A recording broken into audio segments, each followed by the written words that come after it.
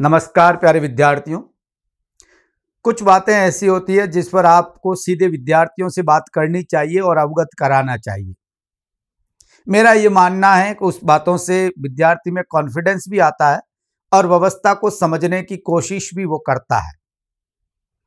निजीकरण का युग है जिसमें कोई शक नहीं, मगर जब निजीकरण अंधाधुंध तरीके से किया जाए और प्रतिभा का नुकसान हो कहीं न कहीं और समझौते किए जाए और मजबूरी का फायदा उठाया जाए तो ऐसा लगने लगता है कि गलत है। मैं बात करना चाह रहा हूं विद्यार्थियों, 2022 के अंदर स्टेट गवर्नमेंट द्वारा एक व्यवस्था शुरू की गई, खासतौर से हायर एजुकेशन में, कॉलेज में, एकेडमिक कॉलेज के अंदर राजसेस, जितने भी न्यू कॉलेज खोले गए उसमें एक सोसाइटी बनाई गई जिसका नाम था राजसेस। इस पर बात मैं पहले बहुत अच्छी तरीके से कर चुका, इसलिए दोबारा बात करने की उस पर जरूरत नहीं है। मैंने पिछली बार यह कहा था कि राजसेस में जो लोग लगे हुए हैं वो सीधी सी बात है, हम जो असिस्टेंट प्रोफेसर की योग्यता रखने वाले लोग होते हैं उनकी एक मेरिट बनाते हैं और मेरिट के आधार पर हम उस कॉलेज में भेजते हैं। हम का मतलब है नोडल कॉलेज गवर्नमेंट, सीधी सी बात है, वो ये उसका काम है। जैसा गवर्नमेंट का आदेश होता है वैसा करते हैं। स्टार्ट में इनको अच्छा पेमेंट मिलता था और फिक्स पेमेंट पे था, बाद में पीड पे किया गया और धीरे धीरे ये व्यवस्था सरकार ने, जब सेमेस्टर सिस्टम आया तो बहुत कुछ बदल दिया। प्रेजेंट टाइम में आप अच्छी तरीके से जानते हैं कि राजस्थान के अंदर 450 कॉलेज राजसेस के अंतर्गत खोले गए हैं। सरकारी बिल्डिंग बन गई है, विद्यार्थियों के एडमिशन है और वहां पर राजसेस के तहत फैकल्टी लगाई भी जाती है, इसमें कोई शक नहीं है। फैकल्टी को क्या मिलता है?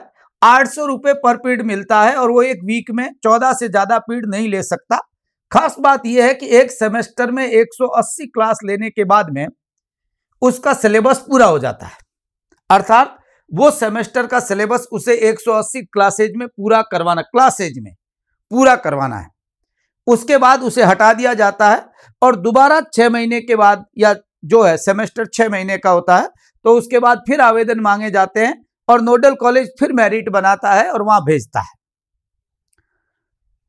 सरकार ने यह कोशिश की, क्यों नहीं यहां पर एक एग्जाम करवाया जाए, परीक्षा करवाई जाए और स्टेट लेवल पर एग्जाम हो और उस एग्जाम के माध्यम से भर्ती हो और उनको वहां नियुक्त किया जाए और उनको एक पेमेंट दिया जाए। जो मैं आपको पिछली बार कहा तो कई लोग मेरे को कमेंट कर रहे थे कि साहब ये तो पढ़ाते तो कॉलेज वाले ऐसे भी नहीं हैं। कॉलेज वाले पढ़ाते हैं कि नहीं पढ़ाते हैं ये डिसाइड करने की बात अलग है। हम हर आदमी सरकारी नौकरी चाहता है, मगर सरकारी नौकर को गाली दिए बिना अपन नहीं रहते। क्यों? क्योंकि हमारी आदत है, ये हमारे खून में है, हम जा भी कहां हैं। इसलिए मैं कुछ बातें क्लियर कर दूं कि कहां पर क्या होना चाहिए और कहां मैं सहमत हूं या नहीं हूं, क्योंकि कई बात लीगल भी तो आपको कहनी पड़ती है, भाई यहां ये मामला है, ये भी तो आपको बताना पड़ता है। और ये बात जो मैं कह रहा हूं, ये वो बात कह रहा हूं जो गवर्नमेंट की पॉलिसी है, नियम है, रूल है, उसकी बात कर रहा हूं। होना चाहिए कि नहीं होना चाहिए वो तो आप और हम दोनों बराबर समझदार हैं, आप अच्छी तरीके से जानते हैं। और शिक्षक हितों को लेकर जो संगठन लड़ाई लड़ते हैं वो स्टार्ट से इस बात के फेवर के हैं कि जितने भी कॉलेज खोले गए हैं ये राजसेस के तहत नहीं चलाकर गवर्नमेंट के अधीन कर दिए जाए और वैसे चलाया जाए जैसे गवर्नमेंट कॉलेज चलाए जाते हैं, और उनकी भर्ती वैसे होनी चाहिए जैसे गवर्नमेंट असिस्टेंट प्रोफेसर की आरपीएससी भर्ती करती है, वैसे होनी चाहिए। सरकार अलग बात है, संगठन अलग बात है। मानना नहीं मानना ये सरकार पर है। सरकार लोगों के बोर्ड से चलती है, संगठन कुछ लोगों के अपने समूह से चलता है, सीधी सी बात है। उन हितों की लड़ाई लड़ते हैं वो लोग। ये ऑर्डर जो निकला है, ये ऑर्डर उस राजसेस की जो बात मैंने कही थी उसकी पूर्ति कर रहा है। कल का ऑर्डर है 6 तारीख का, 6 नवंबर 2025 को यह ऑर्डर निकला है। और इस ऑर्डर की खास बात यह है कि गवर्नमेंट ने यह डिसाइड कर लिया है कि एग्जाम करवाएंगे। राजसेस में 2023 में जो नियम बनाए गए थे उन नियमों के अंदर एक संशोधन किया गया और यह प्रावधान किया गया कि मानव संसाधन भर्ती संशोधन नियम 2025, 6 नवंबर 2025 को यह तय किया कि एक भर्ती एजेंसी बनेगी। मैं अभी आपसे बात कर रहा हूं लीगल तरीके से ही बात करूंगा ताकि आपको ध्यान रहे कि होगा क्या, नहीं तो क्या केवल ज्यादा बड़ी बातों से कोई मतलब अपने हाथ में है वो बात अपने करें। एक तो भर्ती करवाई जाएगी और एक भर्ती एजेंसी के माध्यम से भर्ती होगी। सार्वजनिक रूप से इसका विज्ञापन निकाला जाएगा और विज्ञापन के अंदर उन लोगों को आवेदन करने का अधिकार होगा। ये पहले की शर्तें चलेगी, इसमें नहीं लिखा हुआ क्योंकि रूल तो पहले बने हुए हैं। उसमें रूल यह है कि विज्ञापन में जो असिस्टेंट प्रोफेसर बनने की योग्यता रखते हैं उन लोगों को आवेदन करने की छूट होगी। यानी यूजीसी नेट जो है वो लोग इसमें सेट या नेट जो है वो इसमें आवेदन कर सकते हैं। इसके लिए एक भर्ती एजेंसी होगी। अब सवाल है कि भर्ती एजेंसी कौन होगी? आरपीएससी हो नहीं सकती, देगी नहीं। अधीनस्थ बोर्ड हायर एजुकेशन के इन इंस्टीट्यूट के लिए मेरी ख्याल से बोर्ड बनाएगा नहीं, देंगे नहीं। ये एजेंसी जो है ये कॉलेज एजुकेशन ही होना चाहिए, कमिश्नरेट ही होना चाहिए, या जो होगा वो सरकार तय करेगी, वो भर्ती एजेंसी होगी।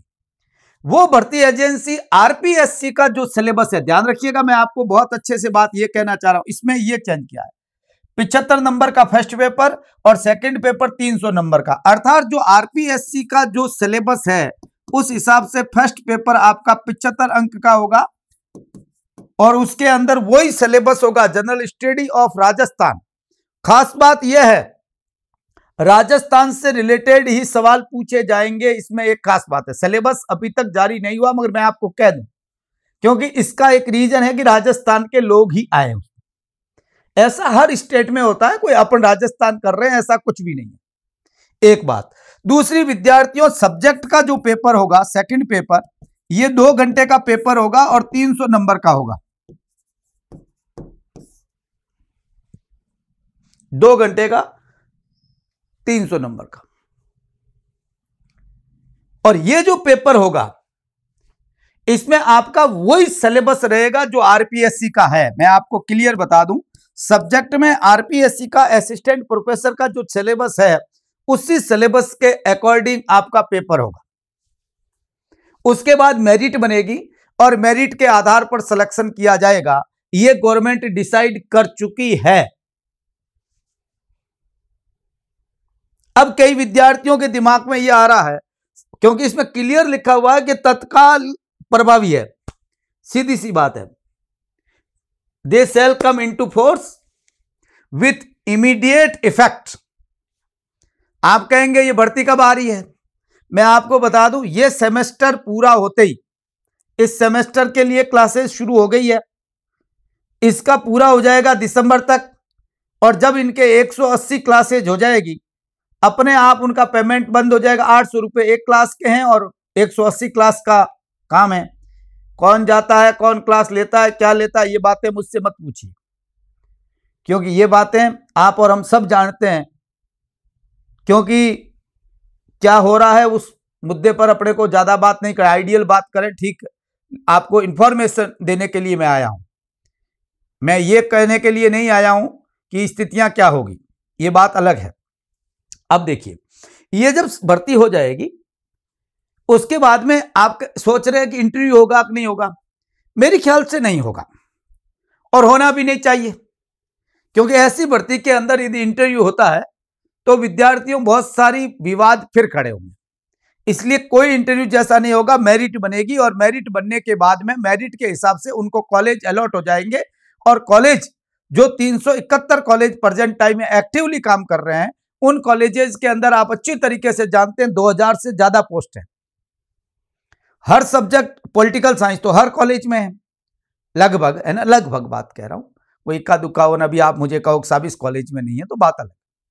हर कॉलेज में पॉलिटिकल साइंस है तो जितने कॉलेज है उतने पद आने ही आने हैं और उसी हिसाब से एग्जाम होगा। एग्जाम के बाद मेरिट बनेगी, मेरिट के बाद अपॉइंटमेंट होगा।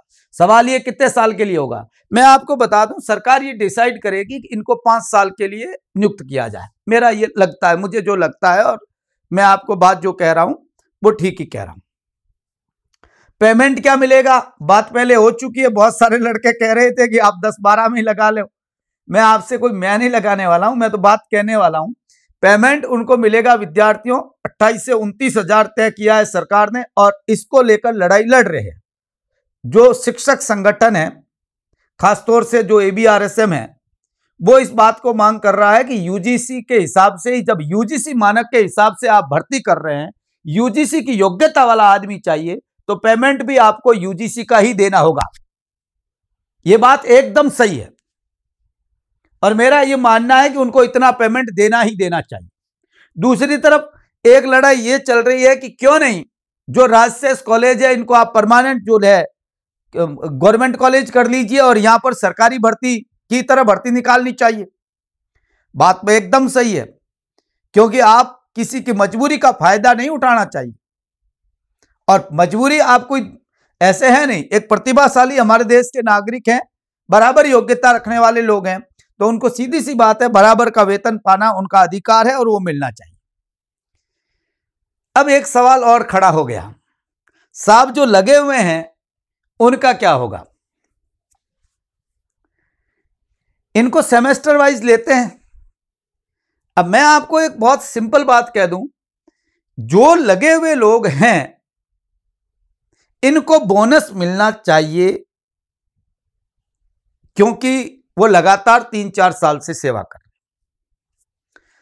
पर इसमें कोई ऐसा प्रावधान नहीं किया है और अभी इसमें मुझे नहीं लगता है कि गवर्नमेंट देगी। हां, लड़ाई लड़ना उनका काम है, इशारा कर सकता हूं मैं, इससे ज्यादा कुछ नहीं कर सकता। लड़ाई खुद की लड़ाई खुद लड़नी पड़ती है, सीधी सी बात है, कोई दूसरा लड़ता नहीं है, तो वो बात अलग है। और यदि वो रखते हैं, उन्हीं लोगों को रखते हैं, तो ये भर्ती करने की जरूरत नहीं है, क्योंकि जितनी पोस्ट पे हैं उतने लोग लगा रखे हैं आपने, तो भर्ती होनी है। और भर्ती होगी तो सीधी सी बात है उन लोगों को जाना पड़ेगा या उनको एग्जाम पास करना पड़ेगा। ये वैसा सिस्टम है विद्यार्थियों, मेरा ये मानना है, जैसा अग्निवीर है वैसे के वैसे ये शिक्षावीर है, जो योग्यता बहुत रखते हैं मगर देश हित में अपना सब कुछ त्याग कर कुछ पैसों के लिए वो वैसी ही सेवा करेंगे जैसे परमानेंट लोग करते हैं। मैं सही मानता हूं, गलत मानता हूं, मेरी बातों से आपको सब समझ में आता है, मेरा ये मानना है और आना स्वाभाविक भी है। ऐसा नहीं करना चाहिए। हम लोग एक तरफ ये कहते हैं कि वर्ल्ड के टॉप इंस्टीट्यूट में हमारा नाम नहीं है 500 में, और दूसरी तरफ आप फिर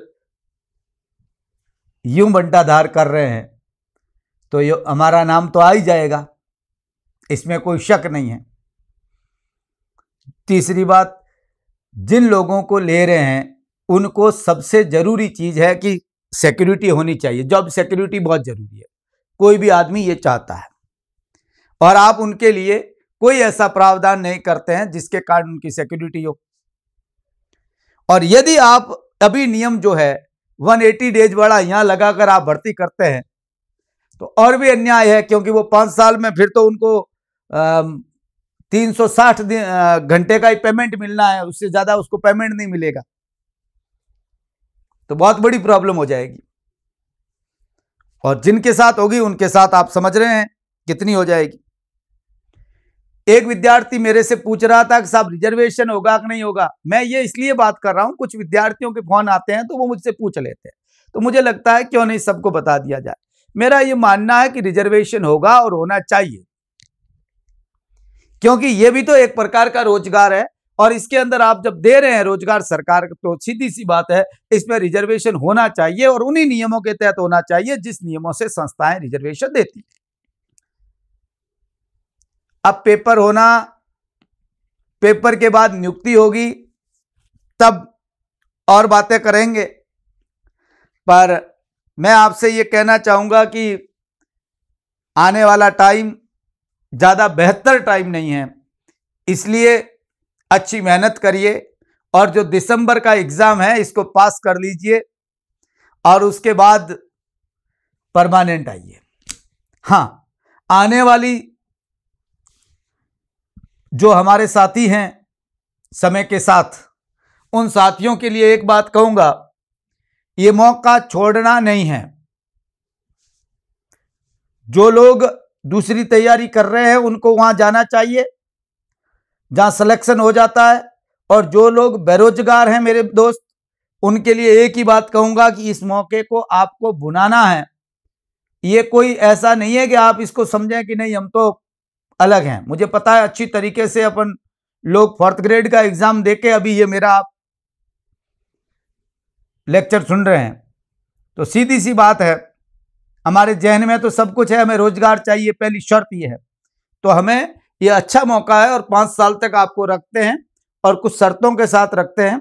तो ये हो सकता है मेरा एक, मैं ये भविष्यवाणी की तरह ही है कि ये लोग एक बार जब आ गए ना, तो फिर जाना किसी के बाहर निकालना बस की बात नहीं है। और मुझे तो ये भी लगता है कि जो लोग लगे हुए हैं उनको आप एडजस्ट ठीक तरीके से नहीं करोगे तो ये लोग भी वहां जाएंगे जहां लोग जाते हैं। इसलिए सही नियमों से भर्ती हो, अच्छी परमानेंट भर्ती हो, गवर्नमेंट कॉलेज की तरह हो। ये तो मेरी इच्छा है, मेरी इच्छा नहीं है बल्कि इस पेशे से जुड़े हुए हर एक व्यक्ति की ये इच्छा है। मैं आपको क्लियर बताऊं, हर एक आदमी जो इस पेशे से जुड़ा हुआ है, मैं बताऊं मैं एक संगठन से जुड़ा हुआ आदमी हूं, तो जितने लोग संगठन से जुड़े हुए हैं वो सब बात करते हैं तो कहते हैं यार ये क्या तरीका हुआ। हर जगह ये बात चलती है, तब हम कहते हैं ये गवर्नमेंट में क्यों नहीं ले लेते आप इन कॉलेजेस को। जब बिल्डिंग दे रहे हैं, जमीन दे रहे हैं, सब कुछ व्यवस्थाएं, पूरा का पूरा इंफ्रास्ट्रक्चर है, तो ऐसे लोगों को क्यों लगा रहे हो भाई आप अस्थायी। वो तो लोग तो हमारे ही हैं। और ऐसा भी नहीं है कि हमारे पास पैसा नहीं है, ये भी बात है नहीं। अब देश की स्थिति हमारी आप जानते हैं, हम दुनिया के अंदर हम जब चौथी बड़ी अर्थव्यवस्था है प्रेजेंट टाइम के अंदर, और हम वर्ल्ड बैंक जैसे और संस्थाएं कहती है कि हम तीसरी अर्थव्यवस्था होने वाले हैं, यानी हम जर्मनी को पीछे छोड़ेंगे। तो फिर हमारे काम भी ऐसे होने चाहिए। और ऐसा मेरे ख्याल से कहीं नहीं है दुनिया के अंदर कि भाई आपको पीठ पे रखते हैं वापस निकालते हैं और संस्थाएं चल रही है। मगर सरकार है, सरकार से बड़ा कुछ भी नहीं है। इसलिए इसके बारे में मुझे इंफॉर्मेशन, नॉर्मल इंफॉर्मेशन आपको देना चाहता हूं कि ये एग्जाम दे दीजिए और इसके साथ तैयारी करने के साथ में बहुत अच्छे से सिलेक्शन हो जाए और आ जाइए, क्योंकि सबका सिलेक्शन होना नहीं है। जितनी पोस्ट है उतने लोग 474 का होना है।